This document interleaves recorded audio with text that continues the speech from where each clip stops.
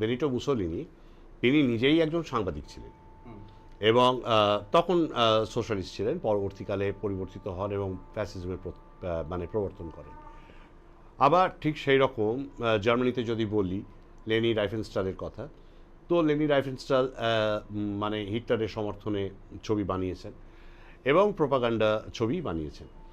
বিষয়টা হচ্ছে যে প্রোপাগান্ডা ছবি বানানো নিয়ে কোনো সমস্যা নয়, সমস্যাটা হচ্ছে কেউ একজন প্রোপাগান্ডিস্ট হতেই পারেন এবং তিনি রাইট বা লেফট যে কোনো মানে দিকে তিনি থাকতে পারেন। আমরা লেফট প্রোপাগান্ডিস্ট শিল্পী যে পাইনি তা তো নয়, প্রচুর পেয়েছি। কিন্তু প্রশ্নটা হচ্ছে যে আমি সভ্যতার এই যে বিবর্তন, সেই বিবর্তনের পক্ষে কথা বলছি না বিপক্ষে কথা বলছি। সহজ কথা, আমি পরের ধাপটা কি দেখতে পাচ্ছি, আমি কি পরের ধাপটা এই বুর্জোয়া ডেমোক্রেসির মধ্যেই আমার সমস্ত চিন্তাভাবনা স্বপ্নকে মানে বেঁধে রাখছি,